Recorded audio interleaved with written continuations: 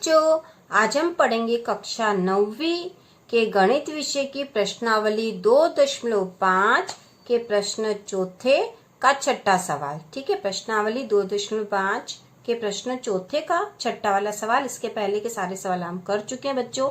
यदि आपने नहीं देखा हो तो चैनल की प्लेलिस्ट में जाकर देख सकते हो, और इसी तरह के और वीडियो देखने के लिए चैनल को सब्सक्राइब कीजिए। तो बच्चों, यहाँ जो सवाल है यह था, उपयुक्त सर्वसमीकाओं का प्रयोग करके निम्नलिखित में से प्रत्येक का प्रसार कीजिए। तो हमें इन सवालों में इनका प्रसार करना था और उपयुक्त सर्वसमीका का प्रयोग करना था।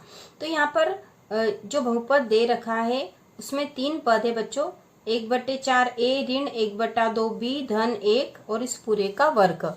ठीक है, तो यह जो सवाल है यह कौन सी सर्वसमीका यहाँ प्रयोग हो रही है बच्चों? देखो, x धन y धन z का वर्ग है ना, बराबर x का वर्ग धन y का वर्ग धन z का वर्ग धन 2xy धन 2yz धन 2zx। ठीक है, इस सवाल में सभी क्वेश्चन में इसी सर्वसमीका का प्रयोग किया गया बच्चों। इसके आगे के क्वेश्चन में भी हमने इस सर्वसमीका का प्रयोग किया था।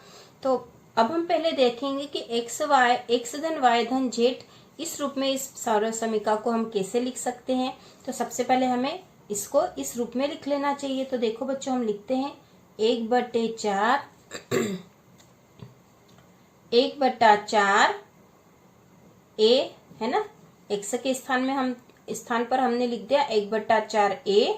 अब धन ऋण का 1/2 b, इसको हम कोष्टक में लिख देंगे। ऋण का 1/2 b, ये हमने कोष्टक में लिख दिया। ठीक है, फिर धन 1 और इस पूरे का वर्ग, तो हमने इसको इस रूप में लिख दिया है ना। तो अब हम यहाँ देख लेंगे कि यहाँ x बराबर क्या हो रहा है।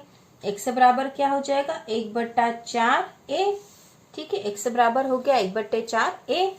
और y बराबर हो गया ऋण 1/2 b। ठीक है, ऋण 1/2 b। और z बराबर है 1।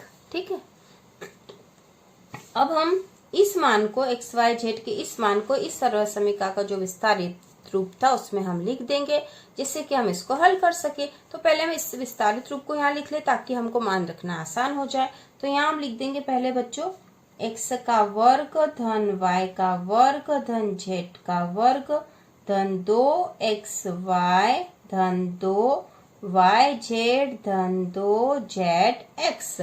ठीक है, तो हम x के स्थान पर क्या लिख देंगे बच्चों?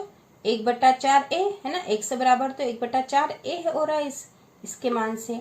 तो हम x के स्थान पर लिख देंगे 1/4 a का वर्ग धन y बराबर क्या लिख देंगे? ऋण 1/2 b, ऋण 1/2 b का वर्ग धन z बराबर क्या लिख देंगे बच्चों? z बराबर हो रहा है 1, तो 1 का वर्ग धन 2 के बाद x के स्थान पर हम लिख देंगे 1/4 a है ना।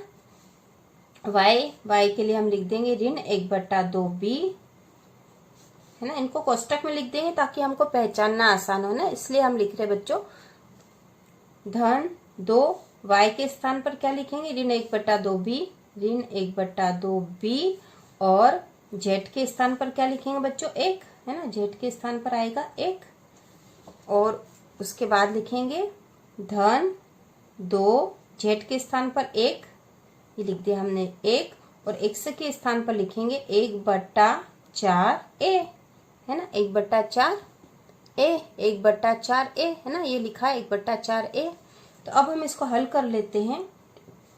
अब यहाँ देखो, पहला जो भाग है इसका बच्चों x का वर्ग हमने लिखा था 1/4 a का वर्ग। तो इसका क्या मतलब हुआ? 1/4 a का वर्ग मतलब हुआ बच्चों 1/4 a गुना 1/4 a। ठीक है, 1/4 a गुना 1/4 a, ये हुआ इसका मतलब 1/4 a का वर्ग मतलब। तो अब ऊपर वाली संख्याओं का यदि गुणा करेंगे तो 1 में 1 का गुणा करा तो क्या आएगा? 1। 4 का 4 में गुणा करा तो 4 चौक 16। और a का a में गुणा होगा है ना, a का a में गुणा हुआ तो a का वर्ग a का वर्ग, ठीक है। तो a का वर्ग का 1 में गुणा होगा तो यहाँ a का वर्ग ही आ जाएगा, ठीक है। a का वर्ग के बटे 16 धन ऋण 1/2 b का वर्ग है, ठीक है। तो ऋण 1/2 b का वर्ग मतलब क्या बच्चों, ऋण 1/2 b का वर्ग मतलब ऋण 1/2 b गुणा ऋण 1/2 b, है ना। तो 1 का 1 में गुणा करा तो 1 ही आया, ठीक है। 2 का 2 में गुणा करा तो 2 आया। अच्छा, यहाँ पे ऋण का ऋण में भी गुणा होगा बच्चों, है ना, क्योंकि यहाँ पे ऋण है और यहाँ पे भी ऋण है, तो ऋण का ऋण में गुणा करा तो धन ही आया है ना। ऋण का ऋण में भी गुणा होगा, है ना, गुणा में चिन्हों का भी गुणा होता है। तो ऋण का ऋण में गुणा करेंगे तो धन आएगा, और ये b का b में गुणा हुआ तो b का वर्ग हो गया धन 1 का वर्ग मतलब 1 गुणा 1 तो 1 आया धन 2। पहले इन कोष्टक वाली संख्याओं का हम गुणा कर लेते ताकि हमको अच्छे से समझ में आ जाए। तो कोष्टक में क्या है बच्चों, देखो कोष्टक में आएगा ये धन का है और ये ऋण का है ना, गुणा कर रहे हैं तो ये संख्या धन की और ये ऋण की, तो क्या आएगा बच्चों, ऋण, क्योंकि असमान चिन्ह है दोनों पे। 1 का 1 में गुणा करा तो आया 1, ठीक है। अब नीचे देखो बच्चों, 4 का 2 में गुणा करा तो 4 दूनी 8 हो गए, और ये a और b है ना, a और b दोनों है तो यहाँ आ जाएंगे a b। तो हमने इसको कर दिया गुणा धन 2, है ना, 2 लिख दिया हमने। अब ये ऋण का है और यहाँ पे धन का, इन दोनों का गुणा करेंगे, पहले ये ऋण की और ये धन की है तो कौन सी संख्या, कौन सा चिन्ह आएगा बच्चों, ऋण आएगा। ऋण का धन में गुणा करा तो ऋण आएगा। अब 1 का 1 में करा तो 1, इसके नीचे बटे कुछ भी नहीं और यहाँ 2 है तो यहाँ 2 आएगा और ये भी आ जाएगा, ठीक है। क्योंकि ऋण का 1/2 b था और इसका 1 में गुणा करना था तो ऋण का 1/2 b ही आता है, ठीक है, धन 2। अब यहाँ पे देखो ये 1 है, 1 का गुणा 1/4 a में होगा तो वही आएगा 1/4 a, ठीक है। अब इसको थोड़ा सा और हल कर लेते हैं हम। तो यहाँ पे हो गया 1/16 a का वर्ग धन 1/4 b का वर्ग धन 1 धन।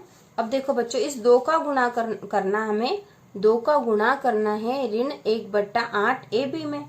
तो 2 का गुणा यहाँ होगा तो क्या होगा बच्चों, 2 का गुणा यहाँ होगा तो ये धन का है ना, धन का 2 है और ये ऋण का 1 है तो धन और ऋण होने थे, यहाँ पे ऋण आना था, धन और ऋण आएगा। 2 का 1 में करा तो 2 हो गया बट्टा 8 ए बी, ठीक है। फिर ये धन का है और ऋण का तो ऋण आएगा, 2 का 1 में करा तो 2 एकम 2 b बट्टे 2 हो गया धन। फिर ये धन का और ये भी धन का तो धन ही आना था, 2 का 1 में करा गुणा तो 2 आया बट्टे 4 a, है ना। अब इसको और थोड़ा सा हल कर लेते हैं।